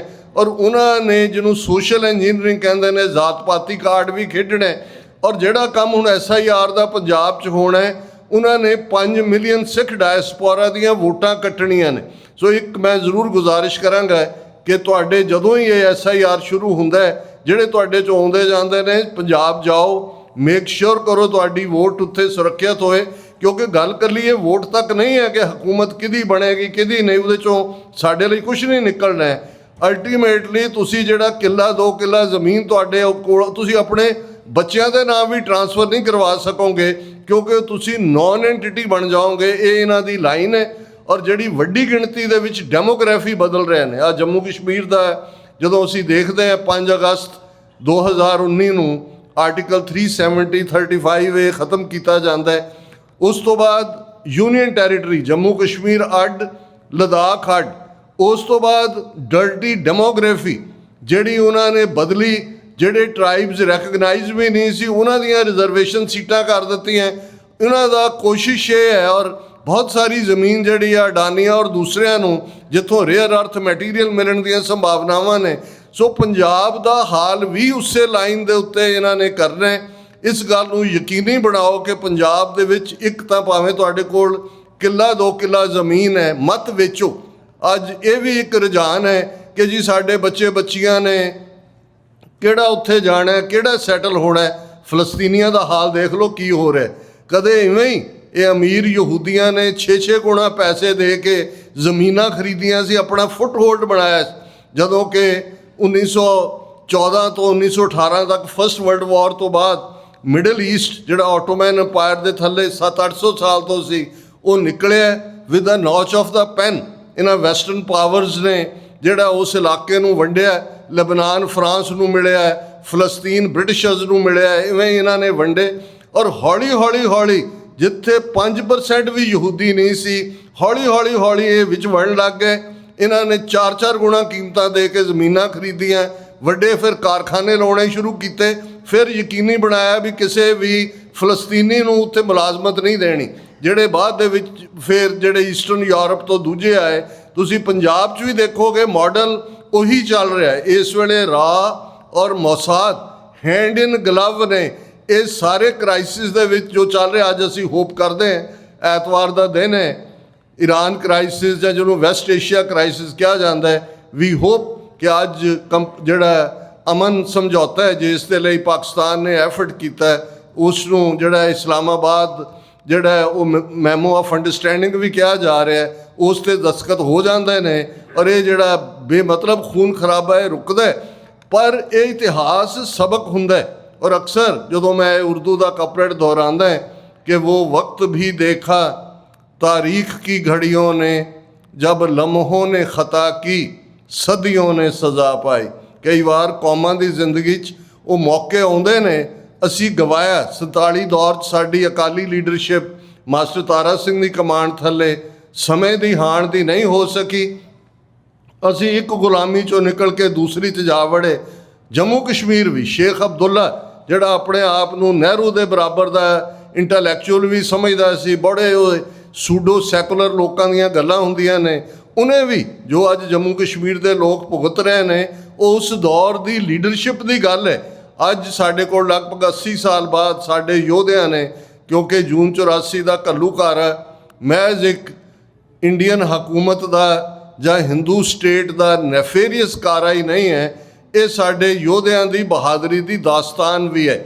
ਜਿਵੇਂ ਵੀਰ ਗੁਰਵਿੰਦਰ ਸਿੰਘ ਨੇ ਇਹ ਬਿਆਨਿਆ ਕਿ ਨੈਰੇਟਿਵ ਹੁਣ ਬੇਅੰਤ ਸਿੰਘ, ਸਤਵੰਤ ਸਿੰਘ, ਸਾਡੇ ਜਿੰਦੇ ਸੁੱਖੇ, ਸਾਡੇ ਦਿਲਾਵਰ ਸਿੰਘ, ਸਾਡੇ ਰਾਜੋਆਣੇ, ਸਾਡੇ ਹਵਾਰੇ ਕੋਈ ਆਰਡੀਨਰੀ ਕਰੈਕਟਰ ਨਹੀਂ ਨੇ। 18ਵੀਂ ਸਦੀ 'ਚ 100 ਸਾਲ 'ਚ ਜਿਹੜਾ ਅਸੀਂ ਇਤਿਹਾਸ ਰਚਿਆ ਸੀ ਇਹਨਾਂ 4 ਦਹਾਕਿਆਂ 'ਚ। ਲੇਕਿਨ ਤੁਸੀਂ ਨੈਰੇਟਿਵ ਦੇਖੋਗੇ ਜਬ ਇਹ ਕਾਲਾ ਦੌਰ ਥਾ। ਹੁਣ ਕਾਲਾ ਦੌਰ ਕੀ ਹੈ? Dark age. ਕਾਲਾ ਦੌਰ ਤੁਹਾਡੇ ਸਾਡੇ ਲਈ ਸਾਡੇ ਯੋਧੇ ਸੰਤ ਜਰਨੈਲ ਸਿੰਘ ਖਾਲਸਾ ਪਿੰਡਾਂ ਵਾਲੇ, ਜਨਰਲ ਸੁਬੇਗ ਸਿੰਘ, ਭਾਈ ਅਮਰੀਕ ਸਿੰਘ, ਬਾਬਾ ਠਾਰਾ ਸਿੰਘ, ਜੇ ਦੁਸ਼ਮਣ ਦੇ ਜਰਨੈਲ ਦੇ ਮੂੰਹੋਂ ਕੋਈ ਟ੍ਰਿਬਿਊਟ ਲੈਣੀ ਹੈ ਤੇ ਉਹ ਖਲੋ ਕੇ ਟੀਵੀ ਦੇ ਕੈਮਰਿਆਂ ਸਾਹਮਣੇ ਕਹਿ ਰਿਹਾ ਹੈ giving the ਐਡਵਰਸਰੀ his due they fought to the last breath and bullet. ਇਹ ਹੈ ਦੁਸ਼ਮਣ ਦੇ ਵੱਲੋਂ ਆਉਣ ਵਾਲਾ। ਤੇ ਦਿੱਲੀ 'ਚ ਜਿਹਨੇ ਜਿੰਦੇ ਸੁੱਖੇ ਨੂੰ ਗ੍ਰਿਫਤਾਰ ਕੀਤਾ, ਬਾਅਦ 'ਚ ਰਿਟਾਇਰ ਹੋਇਆ, ਗਵਰਨਰ ਵੀ ਉਹਨੂੰ ਲਾਇਆ ਮਰਵਾਹਾ, ਉਹਨੇ ਆਪਣੀ ਆਟੋਬਾਇਓਗ੍ਰਾਫੀ ਲਿਖੀ। ਉਸ ਦੇ ਵਿੱਚ ਉਹਨੇ 2 ਪੇਜ ਦਿੱਤੇ ਨੇ, ਜਿਸ ਦਾ ਟਾਈਟਲ ਹੈ ਜਿੰਦਾ ਵਾਜ਼ ਨਾਟ ਐਨ ਆਰਡੀਨਰੀ ਮੈਨ। ਹੁਣ ਉਹਦੇ 'ਚੋਂ ਕਹਿੰਦਾ ਹੈ ਕਿ ਵੀ ਜਦੋਂ ਅਸੀਂ ਪਹਿਲੀ ਵਾਰ ਉਹਨਾਂ ਨੂੰ ਦਿੱਲੀ 'ਚ ਗ੍ਰਿਫਤਾਰ ਕੀਤਾ, ਦਿੱਲੀ 'ਚ ਬੈਂਕ ਡਾਕੇ ਪੈ ਰਹੇ ਸੀ, ਪਤਾ ਨਹੀਂ ਸੀ ਲੱਗ ਰਿਹਾ ਕੌਣ ਕੀ ਹੈ। ਤੇ ਕਹਿੰਦੇ ਜਦੋਂ ਦੇਖਿਆ ਕਿ ਵੀ ਇੱਕ ਛੋਟਾ ਜਿਹਾ ਮਾਝੇ ਦਾ ਮੁੰਡਾ, ਉਹਨੇ ਕਿਹਾ ਅੰਮ੍ਰਿਤਸਰ ਦਾ ਇੱਕ ਪਿੰਡੂ, ਕਹਿੰਦਾ ਜਦੋਂ ਉਹ ਮੇਰੇ ਨਾਲ ਗੱਲ ਕਰ ਰਿਹਾ ਸੀ ਉਹ ਅਸੀਂ ਤੇ ਤੁਸੀਂ ਕਹਿ ਰਿਹਾ ਸੀ ਕਿ ਵੀ ਅਸੀਂ ਖਾਲਸਾ ਔਰ ਤੁਹਾਡੀ ਇੰਡੀਅਨ ਸਟੇਟ। ਕਹਿੰਦਾ ਮੈਂ ਹੈਰਾਨ ਵੀ ਹੋਇਆ ਕਿ ਵੀ ਇਹ ਕਿਸ ਲੈਵਲ ਦਾ ਨੈਰੇਟਿਵ ਹੈ। ਪਰ ਕਹਿੰਦਾ ਵੀ ਉਸ ਨੂੰ ਅਸੀਂ ਗੁਜਰਾਤ ਭੇਜਿਆ, ਉੱਥੋਂ ਨਿਕਲ ਗਿਆ, ਫਿਰ ਉਹਨੇ ਜਨਰਲ ਵੈਦਿਆ ਦਾ ਮਰਡਰ ਕੀਤਾ, ਸਾਰੇ ਪਾਸੇ ਅਸੀਂ ਲੱਭ ਰਹੇ ਸੀ। ਔਰ ਫਿਰ ਅਗੇਨ ਦਿੱਲੀ ਦੇ ਵਿੱਚ ਇੱਕ ਦਿਨ ਵੀਕਐਂਡ ਸੀ, ਮੈਨੂੰ ਆਇਆ ਮੈਸੇਜ ਕਿ ਜੀ ਜਿੰਦਾ ਸਾਡੀ ਗ੍ਰਿਫਤ ਦੇ ਵਿੱਚ ਹੈ ਔਰ ਬੜਾ ਸੀਰੀਅਸ ਉਹ ਜਿਹੜਾ ਜ਼ਖਮੀ ਹੈ। ਜ਼ਖਮੀ ਕਿ ਉਹਨਾਂ ਨੇ ਜਦੋਂ ਜਿਹੜਾ ਕਿਸੇ ਮੁਖਬਰ ਦੀ ਉਸ ਖਬਰ ਦੇ ਉੱਤੇ ਫੜਿਆ, ਉਹਨੂੰ ਲੱਤਾਂ 'ਚ ਗੋਲੀਆਂ ਮਾਰੀਆਂ। ਔਰ ਉਹਨੇ ਕਿਹਾ ਕਿ ਵੀ ਮੈਂ ਜਦੋਂ ਤੱਕ ਪਹੁੰਚਿਆ ਮੈਂ ਫੌਰਨ ਦੌੜਿਆ ਅਤੇ ਜਿੰਦੇ ਨੂੰ ਸਟ੍ਰੈਚਰ ਤੋਂ ਉਹ ਟਰਾਂਸਫਰ ਕਰ ਰਹੇ ਸੀ ਐਂਬੂਲੈਂਸ ਦੇ ਵਿੱਚ ਇੱਕ ਪਾਸਿਓਂ ਚੁੱਕ ਕੇ। ਕਹਿੰਦਾ ਉਹਨੇ ਮੇਰੇ ਵੱਲ ਦੇਖਿਆ ਅਤੇ ਮੁਸਕਰਾ ਕੇ ਕਿਹਾ, मुबारक हो मरवाहा साहब, आपने मुझे पकड़ लिया, अब आपको तो बहुत बड़ा अहुदा मिलेगा। और वो लिखते ये उसकी किताब दे कोट हुंदा हर पासे। उन्हें कहा मैं देखिया कि भी एक बंदा जिहड़ा जिंदगी और मौत दे विचाले लड़ रहा है, वो इस स्टेज के उत्ते भी ह्यूमर के नाल वो मैनू ताना मार रहा है। वो कहता जी फिर जिंदे नूं आर्मी हॉस्पिटल च रखा गया है, सर्जरी हुई, वो रिकवर होया। वो कहता जी फिर मैं उन्होंने मिलन गया और मैं एडमिट करना चाहता कि नॉट एज ए प्रोफैशनल, कि मैं कोई DGP पुलिस के तौर पर नहीं, एक एडमायरर के तौर पर। ये छोटे करैक्टर नहीं ने। और अज जे एक पासे फेक नैरेटिव के नाल फिल्मां बनाईयां जा रही हैं, ये बॉर्डर तो लैके धुरंधर तक, हुण धुरंधर 1 धुरंधर 2 कल नूं कोई होर बना देणगे। ये की तुहानूं मैसेज देना चाहुंदे ने? साडी स्ट्रगल नूं ड्रग्स दे नाल, दहशतगर्दी दे नाल, ਸਮਗਲਰਸ ਦੇ ਨਾਲ, ਔਰ ਅਸੀਂ ਥੀਏਟਰ ਭਰੇ ਹੁੰਦੇ ਨੇ। ਕਦੇ ਕਿਸੇ ਨੇ ਪੁੱਛਿਆ ਵੀ ਇਹੀ ਦਲਜੀਤ ਦੋਸਾਂਝ ਜਿਹਨੇ ਜਸਵੰਤ ਸਿੰਘ ਖਾਲੜਾ ਦੀ ਫਿਲਮ ਬਣਾਈ, ਉਸ ਨੂੰ ਕਿਉਂ ਬੈਨ ਕੀਤਾ ਹੋਇਆ ਸੈਂਸਰ ਨੇ? ਐਸਾ ਕਿਹੜਾ ਵਾਲਵ ਹੈ ਜਿਹੜਾ ਧੁਰੰਧਰ ਜਿਹੜੀ ਹੈ ਉਸ ਨੂੰ ਰਿਲੀਜ਼ ਕਰ ਦਿੱਤਾ ਗਿਆ? ਸੋ ਕਹਿਣ ਦਾ ਮਤਲਬ ਇਹ ਹੈ ਵੀ ਸਾਡਾ ਦੁਸ਼ਮਣ ਤਾਂ ਬਹੁਤ ਚੰਗੀ ਤਰ੍ਹਾਂ ਸਮਝਦਾ ਹੈ ਕਿ ਜੰਗ ਦੇ ਮੈਦਾਨ 'ਚ ਲੜਨਾ ਜਾਂ ਜਿੱਤਣਾ ਜਾਂ ਹਾਰਨਾ ਬਾਅਦ ਦੀ ਗੱਲ ਹੈ। ਪਹਿਲੀ ਲੜਾਈ ਨੈਰੇਟਿਵ ਦੀ ਲੜਾਈ ਹੈ। ਪ੍ਰਿੰਟ ਮੀਡੀਆ ਇੱਕ ਜ਼ਮਾਨਾ ਸੀ, ਅੱਜ ਵਾਲ ਸਟਰੀਟ ਜਰਨਲ ਨੂੰ ਛੱਡ ਕੇ ਮੈਨੂੰ ਨਹੀਂ ਲੱਗਦਾ ਵੀ ਅਮਰੀਕਾ ਦਾ ਕੋਈ ਵੀ ਮੀਡੀਆ ਪ੍ਰੋਫਿਟ 'ਚ ਹੈ। ਬੜੇ ਬੜੇ ਉਹਨਾਂ ਨੇ ਸਟਾਫ ਰਾਈਟਰ ਦੂਜੇ ਤੀਜੇ ਰਿਟਾਇਰ ਕੀਤੇ ਨੇ। ਸੋਸ਼ਲ ਮੀਡੀਆ ਨੇ ਕਈ ਕੁਛ ਬਦਲਿਆ, ਲੇਕਿਨ ਮੈਂ ਸਮਝਦਾ ਕਿ ਸਾਡੀ ਇਹ ਕੋਸ਼ਿਸ਼ ਹੈ ਕਿ ਸਿੱਖ ਨੈਰੇਟਿਵ ਜਿਹੜਾ ਸੱਚ, ਹੱਕ, ਇਨਸਾਫ 'ਤੇ ਆਧਾਰਿਤ ਹੈ। ਬਹੁਤ ਵਾਰ ਕੁਛ ਕਹਿਣਗੇ, ਮੈਂ ਕਈ ਵਾਰੀ ਜੋਕਿੰਗਲੀ ਵੀ ਕਹਿੰਦਾ ਜੀ ਕੀ ਕਰਦੇ ਹੁੰਦੇ ਹੋ? ਮੈਂ ਕਿਹਾ ਜੀ ਅੰਨਿਆਂ ਦੇ ਸ਼ਹਿਰ 'ਚ ਐਨਕਾਂ ਵੇਚਦੇ। ਫਿਰ ਹੱਸ ਪੈਂਦੇ ਨੇ। ਮੈਂ ਕਿਹਾ ਅਸੀਂ ਫਿਰ ਵੀ ਇਸ ਯਕੀਨ ਦੇ ਨਾਲ ਖੜ੍ਹੇ ਹਾਂ ਕਿ ਸੱਚ ਦਾ ਆਪਣਾ ਭਾਰ ਬੜਾ ਹੁੰਦਾ। ਗੁਰੂ ਨਾਨਕ ਪਾਤਸ਼ਾਹ ਨੇ ਐਮਨਾਬਾਦ ਸ਼ਹਿਰ 'ਚ ਖਲੋ ਕੇ, ਬਾਬਰ ਕੋਈ ਛੋਟੀ ਤਾਕਤ ਨਹੀਂ ਸੀ, ਤੀਸਰੀ ਵਾਰੀ ਆਇਆ, ਔਰ ਜਿਨ੍ਹਾਂ ਦੇ ਨਾਲ ਟੱਕਰ ਸੀ ਲੋਧੀ ਪਠਾਨ ਇਬਰਾਹਿਮ ਲੋਧੀ, ਉਹਦੀਆਂ ਫੌਜਾਂ ਦੀ ਡਿਫੀਟ ਹੁੰਦੀ ਹੈ। ਔਰ ਉਸ ਸਾਰੇ ਦੇ ਵਿੱਚ ਗੁਰੂ ਸਾਹਿਬ ਨੇ, ਜੇ ਤੁਸੀਂ ਉਹਨਾਂ ਦੇ 5 ਸ਼ਬਦ ਨੇ ਜਿਹਨੂੰ ਅਸੀਂ ਬਹੁਤ ਵਾਰੀ ਬਾਬਰ ਬਾਣੀ ਕਹਿ ਦਿੰਦੇ ਹਾਂ, ਬਾਬਰ ਬਾਣੀ ਨਾਂ ਦੀ ਕੋਈ ਬਾਣੀ ਇਸ ਟਾਈਟਲ ਥੱਲੇ ਨਹੀਂ ਹੈ। ਤਿਲੰਗ ਰਾਗ 'ਚ ਸ਼ਬਦ ਨੇ, ਜੈਸੀ ਮੈਂ ਆਵੈ ਖਸਮ ਕੀ ਬਾਣੀ ਤੈਸਲਾ ਕਰੀ ਗਿਆਨ ਵੇ ਲਾ ਲਓ। ਪਰ ਉਹਦੇ 'ਚ 2 ਚੀਜ਼ਾਂ ਬੜੀਆਂ ਪ੍ਰੋਮੀਨੈਂਟ ਨੇ। ਇੱਕ ਹੈ ਕਿ ਤੁਰਕ ਪਠਾਣਾ ਭਈ ਲੜਾਈ। ਇੱਕ ਪਾਸੇ ਤੁਰਕ ਨੇ, ਬਾਬਰ ਉਜ਼ਬੇਕਿਸਤਾਨ ਦਾ ਰਹਿਣ ਵਾਲਾ ਤੁਰਕ। ਇੱਕ ਪਾਸੇ ਪਠਾਨ, ਲੋਧੀ ਪਠਾਨ ਜਿਹੜੇ ਮੁਹੰਮਦ ਗੌਰੀ ਦੇ ਨਾਲ ਦਿੱਲੀ ਦੇ ਵਿੱਚ ਸਲਤਨਤ ਜਿਹੜੀ ਹੈ ਕਾਇਮ ਹੁੰਦੀ ਹੈ। ਇਹਨਾਂ ਦੀ ਲੜਾਈ ਹੈ। ਉਹਨੂੰ ਹਸਤ ਚੜਾਈ, ਉਹਨੂੰ ਤੁਬਕ ਚਲਾਈ ਨੇ। ਅਨਪੈਰਲਡ ਜੰਗ ਹੈ। ਚੰਗੇਜ਼ ਖਾਨ ਜਿਹੜਾ ਵਡੇਰਾ ਸੀ ਬਾਬਰ ਦਾ, ਨਾਨਕੇ ਦਾਦਕੇ ਦੋਨੋਂ ਪਾਸਿਓਂ, ਉਹਨੇ ਗਨ ਪਾਊਡਰ ਇਜਾਦ ਕੀਤਾ ਸੀ। ਔਰ ਉਹਦੀ ਵੀ ਬੜੀ ਦਿਲਚਸਪ ਕਹਾਣੀ ਹੈ ਕਿ ਜਦੋਂ ਉਹਨੇ ਚਾਈਨਾ ਵਾਲ ਜਿਹੜੀ ਆ ਉਹ ਕ੍ਰਾਸ ਕਰਕੇ ਚਾਈਨਾ ਫਤਿਹ ਕੀਤਾ ਜਿਹੜਾ ਉਸ ਚੰਗੇਜ਼ ਖਾਨ ਨੇ, ਅਤੇ ਉਸ ਸ਼ਾਮ ਉਹਨਾਂ ਨੇ ਸੈਲੀਬ੍ਰੇਸ਼ਨ ਕੀਤੀ ਅਨਾਰ, ਜਿਵੇਂ ਅਸੀਂ ਹੁੰਦੇ ਨੇ ਦੀਵਾਲੀ ਜਾਂ ਦੂਸਰੇ ਮੌਕੇ, ਅਤੇ ਉਹਨੂੰ ਲੱਗਾ ਕਿ ਵੀ ਇਹ ਚੀਜ਼ ਕੋਈ ਕੰਮ ਦੀ ਹੈ, ਵੇਸਟ ਕਾਹਦੇ 'ਚ ਕਰ ਰਹੇ ਨੇ। ਉਹਨੇ ਗਨ ਪਾਊਡਰ ਉਹਦੇ 'ਚੋਂ ਡਿਵੈਲਪ ਕੀਤਾ। ਔਰ ਬਾਬਰ ਜਦੋਂ ਆਇਆ ਉਹਦੇ ਕੋਲ ਤੋਪ ਹੈ।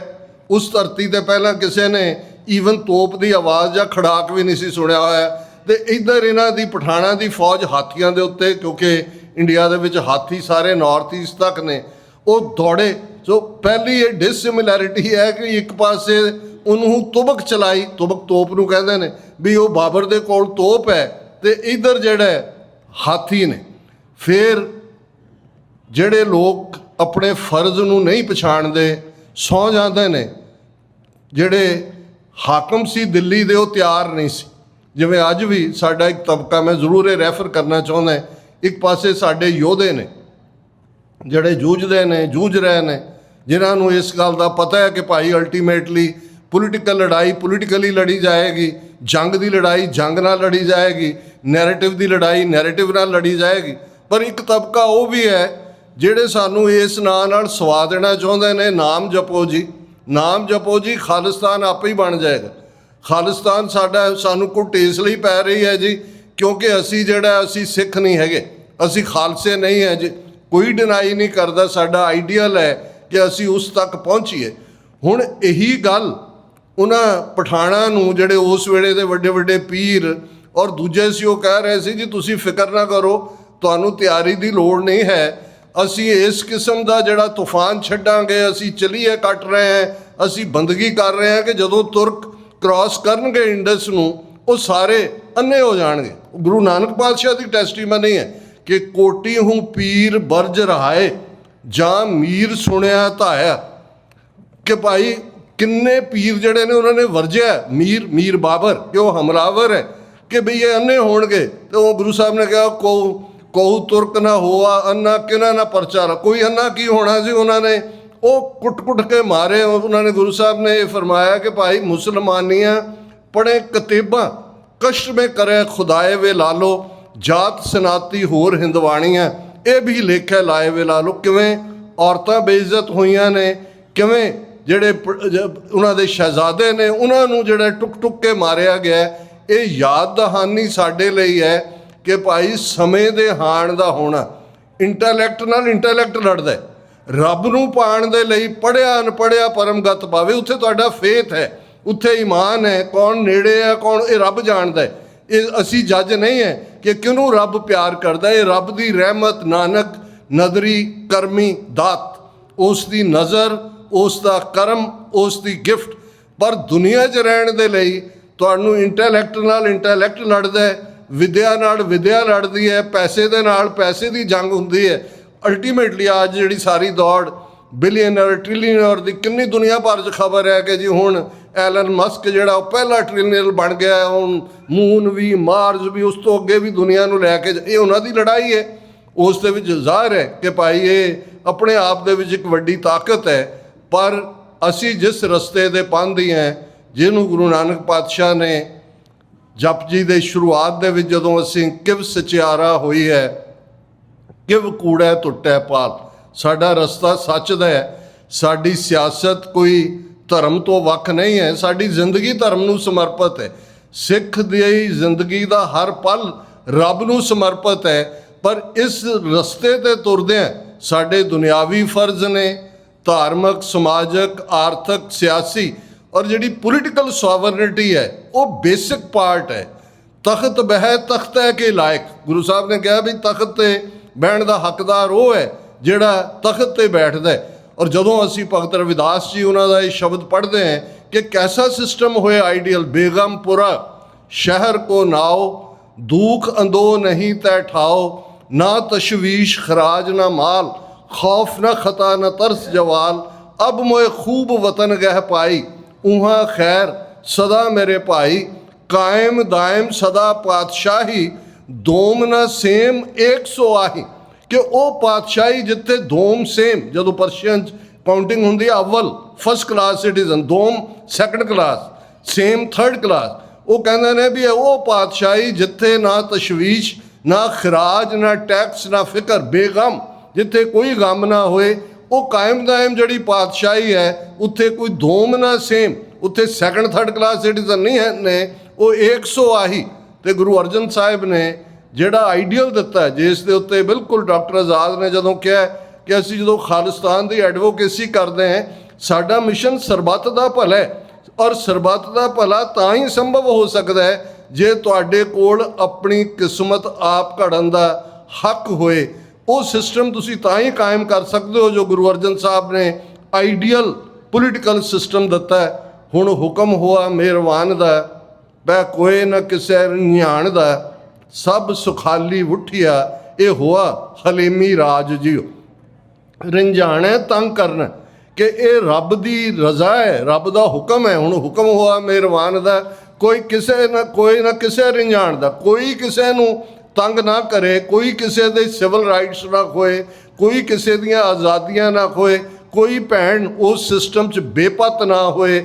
ਕਿਸੇ ਨੂੰ ਵੀ ਮਾਵਾਂ ਉਡੀਕਦੀਆਂ ਨੇ। ਅਸੀਂ ਜਦੋਂ ਕਿੰਨੇ ਭਾਵਕ ਭਾਈ ਗੁਰਦੇਵ ਸਿੰਘ ਹੋਰਾਂ ਨੇ, ਜਦੋਂ ਸਰ ਹਰਭਜਨ ਸਿੰਘ ਬੈਂਸ ਹੋਰਾਂ ਦੀ ਨਜ਼ਮ ਜਿਹੜੀ ਡਾਕਟਰ ਰਣਜੀਤ ਸਿੰਘ ਬਹੁਤ ਤਰੰਨਮ ਨਾਲ ਗਾ ਰਹੇ ਸੀ, ਔਰ ਅੱਜ ਵੀ ਜਿਵੇਂ ਉਹਨਾਂ ਨੇ ਤਰੰਨਮ ਨਾਲ ਗਾਈ, ਇਹ ਯਾਦ ਦਹਾਨੀ ਹੈ ਕਿ ਭਾਈ ਜੇ ਕੰਜਕਾਂ ਕੋਈਆਂ ਗਈਆਂ ਨੇ, ਜੇ ਬਾਪੂ ਆਪਣੇ ਪੁੱਤਰ ਤੋਂ ਬਿਨਾਂ ਔਰ ਮਾਵਾਂ ਡੀਕ ਰਹੀਆਂ ਨੇ ਕਿ ਭਾਈ ਸਾਡਾ ਪੁੱਤਰ ਜਿਹੜਾ ਅਣਪਛਾਤੀ ਲਾਸ਼ ਬਣਾ ਦਿੱਤਾ ਗਿਆ ਹੈ ਜਾਂ ਕਿੱਥੇ ਹੈ, ਤੇ ਇਹ ਇਸ ਲਈ ਹੈ ਕਿ ਸਾਡੇ ਕੋਲ ਪੋਲੀਟੀਕਲ ਪਾਵਰ ਨਹੀਂ ਹੈ। ਕੋਈ ਇਹ ਕਹੇ ਜੀ ਅਸੀਂ ਸਪਿਰਿਚੁਅਲ ਨਹੀਂ, ਸਿੱਖਾਂ ਤੋਂ ਵੱਧ ਕੇ ਭਲੇ ਲੋਕ ਕਿੱਥੇ ਨੇ? ਤੁਸੀਂ ਬਾਕੀਆਂ ਦਾ ਦੇਖੋ, ਆ ਇਲੈਕਸ਼ਨ ਸੀ, ਵੀਰ ਗੁਰਵਿੰਦਰ ਸਿੰਘ ਇਹਨੇ ਬੜੀ ਬਹਾਦਰੀ ਦੇ ਨਾਲ ਲੋਕਲ ਤੁਹਾਡੇ ਮੈਂ ਜ਼ਿਕਰ ਕਰ ਰਿਹਾ ਸੀ, ਮੈਂ ਕਿਹਾ ਜਿੰਨਿਆਂ ਨੂੰ ਸਿੱਖੀ ਦੀ ਗੱਲ ਇਹਨਾਂ ਨੇ ਸਮਝਾਈ ਹੈ, ਸਾਡੇ 50 ਪ੍ਰਚਾਰਕ ਨਹੀਂ ਸਮਝਾ ਸਕਦੇ। ਤੇ ਕੱਲ੍ਹ ਇਹਨਾਂ ਨੇ ਇੱਕ ਇਸ ਏਰੀਆ ਦੀ ਵਾਸੀ ਬੀਬੀ ਦੀ ਜਿਹੜੀ ਉਹਨਾਂ ਨੂੰ ਈਮੇਲ ਆਈ ਕਿ ਉਹਦੀ ਡਾਟਰ ਜਿਹੜੀ ਕਿਤੇ ਟਰੈਵਲ ਕਰ ਰਹੀ ਆ, ਉਹ ਕਹਿੰਦੀ ਹੈ ਮੋਮ, ਉਹਨੇ ਕਿਹਾ ਵੀ ਇੱਥੇ ਇੱਕ ਸਿੱਖ ਕੈਂਡੀਡੇਟ ਖੜਾ, ਉਹਨੇ ਕਿਹਾ ਮੋਮ ਇਸ ਗੱਲ ਦਾ ਧਿਆਨ ਰੱਖੋ, ਇਹ ਉਹ ਲੋਕ ਨੇ ਜਿੱਥੇ ਵੀ ਦੁਨੀਆ 'ਚ ਕਿਸੇ ਨੂੰ ਕੋਈ ਮੁਸੀਬਤ 'ਚ ਹੋਏ, ਜੇ ਉਹ ਪੱਗ ਵਾਲਿਆਂ ਨੂੰ ਦੇਖ ਲੈ ਤੇ ਉਹ ਉਹਦੀ ਹੈਲਪ ਕਰੇਗਾ। ਇਹ ਛੋਟੀ ਗੱਲ ਨਹੀਂ ਹੈ। ਕੋਵਿਡ-19 ਦੁਨੀਆ ਸਾਰੀ ਲੁਕੀ ਹੋਈ ਹੈ, ਅੰਦਰ ਵੜੀ ਹੋਈ ਹੈ। ਦੂਜੀ ਹੈ ਸਿੱਖ ਬਾਹਰ ਨਿਕਲ ਰਹੇ ਨੇ। ਇਹਨਾਂ ਕਿਰਤਕਣਾਂ ਨੂੰ ਉਹ ਦਿੱਲੀ ਹੋਏ, ਅਹਿਮਦਾਬਾਦ ਹੋਏ, ਲਖਨਊ ਹੋਏ, ਆਕਸੀਜਨ ਦੇ ਲੰਗਰ ਲੱਗੇ ਹੋਏ ਨੇ। ਪਹਿਲੀ ਵਾਰੀ ਡਿਕਸ਼ਨਰੀ 'ਚ ਵਰਡ ਹੋਇਆ ਜੀ ਆਕਸੀਜਨ ਦਾ ਵੀ ਹੈ। ਇਹ ਆਪਣੇ ਆਪ ਨੂੰ ਸੋ ਸਾਡੇ 'ਚ ਇਹ ਕੋਈ ਕਹੇ ਕਿ ਜੀ ਅਸੀਂ ਨੋਬਲ ਨਹੀਂ ਹੈ, ਜਿੰਨਾ ਯੂਨਾਈਟਿਡ ਸਿੱਖਸ ਕਿਸ ਲੈਵਲ ਦੇ ਕੰਮ, ਖਾਲਸਾ ਏਡ ਅੱਜ ਵੀ ਕਿਸ ਲੈਵਲ ਦੇ ਉੱਤੇ ਕੰਮ ਹੈ, ਲੇਕਿਨ ਅਸੀਂ ਇਸ ਲਈ ਉੱਥੇ ਇੱਕ ਡਰ ਦੇ ਵਿੱਚ, ਇੱਕ ਖੌਫ ਦੇ ਵਿੱਚ ਸਾਡੀ ਕੌਮ ਜੀ ਰਹੀ ਹੈ। ਔਰ ਕੱਲਾ ਸਾਡਾ ਹਾਲ ਤਾਂ ਜੋ ਹੈ ਹੀ ਹੈ, ਅਸੀਂ ਤਾਂ ਵੀ ਆਰ ਫਾਈਟਿੰਗ ਬੈਕ, ਅਸੀਂ ਲੜਾਂਗੇ। ਬੇਸ਼ੱਕ 20 ਕਰੋੜ ਭਾਰਤ ਦੇ ਮੁਸਲਮਾਨਾਂ ਦੇ ਇੱਕ ਵੱਡੇ ਹਿੱਸੇ ਨੇ ਆਲਮੋਸਟ ਹਾਰ ਮੰਨੀ ਹੋਈ ਹੈ, ਪਰ ਕਸ਼ਮੀਰੀ ਬਹਾਦਰ ਸਾਡੇ ਯੋਧਿਆਂ ਨੂੰ, ਭੈਣਾਂ ਨੂੰ ਸੈਲਿਊਟ ਹੈ। ਉਹਨਾਂ ਨੇ ਗਿਵ ਅਪ ਨਹੀਂ ਕੀਤਾ, ਉਹ ਲੜ ਰਹੇ ਨੇ ਅੱਡ-ਅੱਡ ਤਰੀਕਿਆਂ ਨਾਲ। ਜਿਹੜਾ ਉਹ ਹਕੂਮਤ ਉਹਨਾਂ ਦੀ ਆਵਾਜ਼ ਨੂੰ ਦਬਣਾ ਚਾਹੁੰਦੀ ਹੈ। ਔਰ ਮੈਂ ਸਮਝਦਾ ਕਿ ਜਦੋਂ ਵੀ ਅਸੀਂ ਕਸ਼ਮੀਰੀ ਔਰ ਸਿੱਖ ਕੌਜ਼ ਦੀ ਗੱਲ ਕਰਦੇ, ਮੈਂ ਅਕਸਰ ਇੱਕ ਮੁਸਲਮਾਨ ਇੰਟੈਲੈਕਚੁਅਲੀ ਸਨ, ਉਹਨਾਂ ਦੀ ਇਹ ਗੱਲ ਦੁਹਰਾਉਂਦਾ ਹੁੰਦਾ। ਉਹ ਕਹਿੰਦੇ ਹੁੰਦੇ ਨੇ ਕਿ the road from Lahore to Srinagar goes via Amritsar. ਮਤਲਬ ਖਾਲਿਸਤਾਨ ਦੀ ਆਜ਼ਾਦੀ ਦੇ ਨਾਲ ਕਸ਼ਮੀਰ ਦੀ ਆਜ਼ਾਦੀ ਜੁੜੀ ਹੋਈ ਹੈ। ਔਰ ਇਹ ਸਾਡਾ, ਅਸੀਂ ਨਾਲ ਦੀ ਨਾਲ ਹਮਸਫਰ ਵੀ ਹੈ ਸਾਰੇ। ਔਰ ਮੈਂ ਇਹ ਜਿੱਥੇ ਅਸੀਂ ਡਾਕਟਰ ਸਾਹਿਬ ਨੂੰ ਯਾਦ ਕਰ ਰਹੇ ਹਾਂ, ਉਹਨਾਂ ਦਾ ਪਿਆਰਾ ਪਰਿਵਾਰ, ਭੈਣ ਜੀ ਅਵਿਨਾਸ਼ ਕੌਰ, ਬੱਚੀ ਬ੍ਰਹਮਜੋਤ ਕੌਰ, ਜੇ ਡਾਕਟਰ ਸਾਹਿਬ ਦਾ ਡਰੀਮ ਜਿਹੜਾ ਉਹ ਮੀਡੀਆ 'ਚ ਸੀ, ਤੇ ਬ੍ਰਹਮਜੋਤ ਕੌਰ ਇਸ ਵੇਲੇ ਬਹੁਤ ਚੰਗੇ ਇੱਕ ਨਿਊਜ਼ ਨੈਟਵਰਕ ਦੇ ਵਿੱਚ ਉਸ ਦਾ ਨੇ ਆਪਣੀ ਮਿਹਨਤ ਦੇ ਨਾਲ ਥਾਂ ਬਣਾਈ ਹੈ। ਉਹਨਾਂ ਦਾ ਬੇਟਾ ਮਨਵੀਰ ਸਿੰਘ, ਜਿਸ ਨੇ ਜਦੋਂ ਜ਼ੋਰਾਨ ਮਮਦਾਨੀ ਦੀ 2% ਸਪੋਰਟ ਸੀ ਸਿਰਫ ਨਿਊਯਾਰਕ 'ਚ, ਤੇ ਉਹ ਆਪਣੇ ਸਿੱਖ ਯੰਗਸਟਰਸ ਦੇ ਨਾਲ ਉਸ ਟੀਮ ਦਾ ਹਿੱਸਾ ਬਣਿਆ ਔਰ ਮਮਦਾਨੀ ਜਿੱਤਿਆ। ਇਸ ਵੇਲੇ ਮਨਵੀਰ ਸਿੰਘ ਜਿਹੜਾ ਉਹ ਇੱਕ ਇੰਪੋਰਟੈਂਟ ਅਹੁਦੇ 'ਤੇ ਉਹਨੂੰ ਤਾਇਨਾਤ ਕੀਤਾ। ਇੱਕ ਹੋਰ ਵੀਰ ਜੱਗਾ ਵੀਰ ਉਹਨੂੰ ਕਹਿੰਦੇ ਨੇ, ਉਹਨੂੰ ਵੀ ਕਮਿਸ਼ਨਰ ਬਣਾਇਆ। ਔਰ ਇਹ ਇੱਕ ਤੁਹਾਡੀ ਪੋਲੀਟੀਕਲ ਪ੍ਰੋਸੈਸ ਦੇ ਵਿੱਚ ਇੱਥੇ ਸ਼ਮੂਲੀਅਤ ਦੀ ਗੱਲ ਵੀ ਹੈ। ਔਰ ਨਾਲ ਦੀ ਨਾਲ ਹਰਬੀਰ ਸਿੰਘ ਜਿਹੜਾ ਐਰੋਨੌਟਿਕਸ ਇੰਜੀਨੀਅਰ ਹੈ। ਸੋ ਡਾਕਟਰ ਸਾਹਿਬ ਨੇ ਜਿੱਥੇ ਬੱਚਿਆਂ ਨੂੰ ਬੈਸਟ ਐਜੂਕੇਸ਼ਨ ਦਿੱਤੀ, ਉਹਨਾਂ ਦੇ ਵਿੱਚ ਵੀ ਉਹ ਜੁਜ਼ ਹੈ ਕਿ ਭਾਈ ਅਸੀਂ ਕੁਛ ਨਾ ਕੁਛ ਕਰਨਾ ਹੈ। ਭੈਣ ਜੀ ਅਵਿਨਾਸ਼ ਕੌਰ, ਮੇਰੇ ਕੋਲ ਕੋਈ ਲਫ਼ਜ਼ ਨਹੀਂ ਨੇ। ਮੈਂ ਆਲਮੋਸਟ 91-92 ਵਿੱਚ ਪਹਿਲੀ ਵਾਰ ਕੈਲੀਫੋਰਨੀਆ ਤੋਂ ਨਿਊਯਾਰਕ ਗਿਆ, ਔਰ ਲਾਸਟ 4 ਸਾਲ ਪਹਿਲਾਂ ਤੱਕ ਜੇ ਮੈਂ ਕਹਿਣਾ ਹੋਏ ਵੀ ਇਹਨਾਂ 30-35 ਵਰ੍ਹਿਆਂ ਦੇ ਵਿੱਚ ਜਿਹੜੀ ਕਦੇ ਪੁਰਾਤਨ ਸਿੰਘ ਅਰਦਾਸ ਕਰਦੇ ਸੀ ਵੀ ਲੋਹ ਲੰਗਰ ਤਪਦੇ ਰਹਿਣ, ਆਏ ਗਏ ਛਕਦੇ ਰਹਿਣ, ਇਹਨਾਂ ਦੀ ਲੋਹ ਭਖਦੀ ਰਹੀ ਹੈ। ਦਿਨ ਹੋਏ ਰਾਤ ਹੋਏ, ਕਿੰਨੇ ਆਏ ਕਿੰਨੇ ਗਏ, ਕਿੰਨੀ ਸੇਵਾ।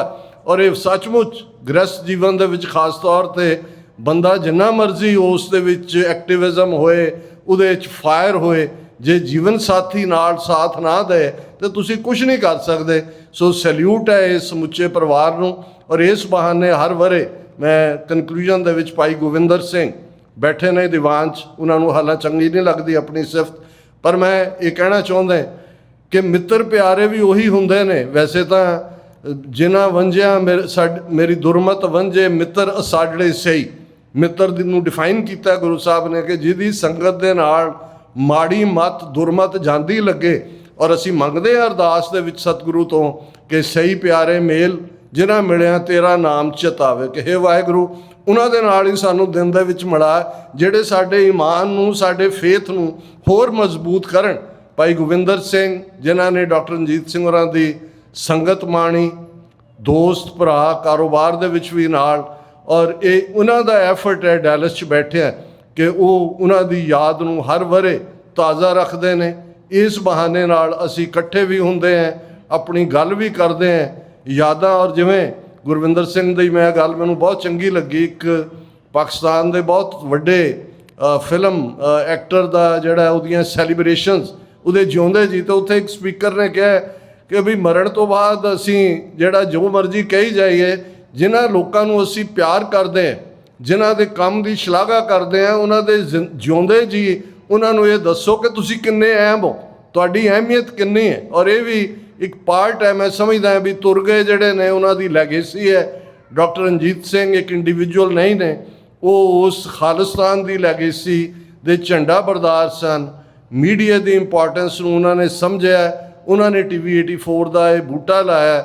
ਨਿਸ਼ਕਾਮ ਸੇਵਾ, ਕਦੇ ਉਹਨਾਂ ਨੂੰ ਆਪਣਾ ਨਾਂ ਚੰਗਾ ਨਹੀਂ ਸੀ ਲੱਗਦਾ, ਮਾਈਕ ਦੇ ਨੇੜੇ ਉਹ ਨਹੀਂ ਸੀ ਹੋਣਾ ਚਾਹੁੰਦੇ। ਹਾਲਾਂ ਉਹ ਐਗਰੀਕਲਚਰ ਯੂਨੀਵਰਸਿਟੀ 'ਚ ਹੁੰਦੇ ਆ, ਬੈਸਟ ਫੋਕ ਸਿੰਗਰ ਵੀ ਸਨ ਉਹਨਾਂ 'ਚ ਬੈਸਟ। ਜਦੋਂ ਤੁਸੀਂ ਉਹਨਾਂ ਦੀ ਸੰਗਤ 'ਚ ਬੈਠਦੇ ਸੀ, ਇਵੇਂ ਲੱਗਦਾ ਸੀ ਕਿ ਜਿਵੇਂ ਹੁੰਦਾ ਹੈ ਕਿ ਵੀ ਉਹ ਇੱਕ ਉਰਦੂ 'ਚ ਕਹਿੰਦੇ ਸੀ ਕਿ ਵੀ ਜਦੋਂ ਅਸੀਂ ਚਲੇ ਗਏ ਤਾਂ ਤੁਹਾਨੂੰ ਇਹ ਅਹਿਸਾਸ ਹੋਏਗਾ ਕਿ ਇਸ ਮਹਿਫਲ ਕੀ ਰੌਣਕ ਥੀ ਹਮਾਰੇ ਦਮ ਸੇ। ਉਹ ਜਿਹੜੀਆਂ ਮਹਿਫਲ ਦੀਆਂ ਰੌਣਕਾਂ ਨੇ, ਜਿਨ੍ਹਾਂ ਦੇ ਵਿੱਚ ਇੱਕ ਹਿਊਮਰ ਵੀ ਸੀ, ਇੱਕ ਸਚਿਆਰਤਾ ਵੀ ਸੀ, ਇੱਕ ਹਰ ਇੱਕ ਦੀ ਮਦਦ ਕਰਨ ਦਾ ਚਾਅ ਵੀ ਸੀ, ਅਤੇ ਉਹ ਸਭ ਦੇ ਨਾਲ ਨਿਮਰਤਾ ਵੀ ਸੀ। ਸਤਿਗੁਰੂ ਰਹਿਮਤ ਕਰਨ ਭਾਈ ਗੋਬਿੰਦਰ ਸਿੰਘ, ਸਮੁੱਚਾ ਪਰਿਵਾਰ ਜਿਨ੍ਹਾਂ ਨੇ 3 ਦਿਨ ਸੇਵਾ ਕੀਤੀ ਹੈ ਅਖੰਡ ਪਾਠ ਸਾਹਿਬ ਦੀ।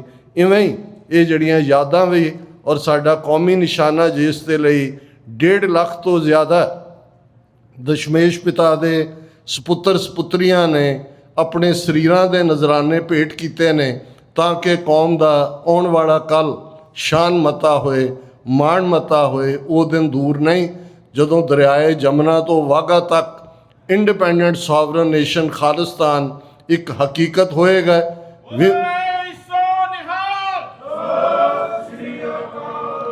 20ਵੀਂ ਸਦੀ ਦੇ ਮਹਾਨ ਸਿੱਖ ਸ਼ਹੀਦ ਸੰਤ ਜਰਨੈਲ ਸਿੰਘ ਜੀ ਖਾਲਸਾ ਪਿੰਡਾਂ ਵਾਲਿਆਂ ਦੇ ਅਲਫਾਜ਼, ਖਾਲਸਾ ਜੀ ਸ਼ਹੀਦਾਂ ਦੇ ਖੂਨ ਦਾ ਹੱਕ ਲੈਣਾ, ਅਤੇ ਸ਼ਹੀਦਾਂ ਦੇ ਖੂਨ ਦਾ ਹੱਕ ਖਾਲਿਸਤਾਨ ਦੀ ਪ੍ਰਾਪਤੀ ਨਾਲ ਜੁੜਿਆ ਹੋਇਆ ਹੈ। ਦਿੱਲੀ ਤਖਤ ਪਰ ਬਹੇਗੀ ਆਪ ਗੁਰੂ ਕੀ ਫੌਜ, ਛਤਰ ਚੁਲੇਂਗੇ ਸੀਸ ਪਰ, ਬੜੀ ਕਰੇਗੀ ਮੌਜ। ਕਿਸੇ ਵੀ ਭੁੱਲ ਚੁੱਕ ਲਈ ਮਾਫੀ। ਤੁਹਾਡੇ ਸਭ ਵੱਲੋਂ ਦਿੱਤਾ ਗਿਆ ਪਿਆਰ, ਉਸ ਦਾ ਅਸੀਂ ਰੋਮ ਰੋਮ ਕਰਕੇ ਹਮੇਸ਼ਾ ਰਿਣੀ ਹੈ। ਵਾਹਿਗੁਰੂ ਜੀ ਕਾ ਖਾਲਸਾ, ਵਾਹਿਗੁਰੂ ਜੀ ਕੀ ਫਤਿਹ।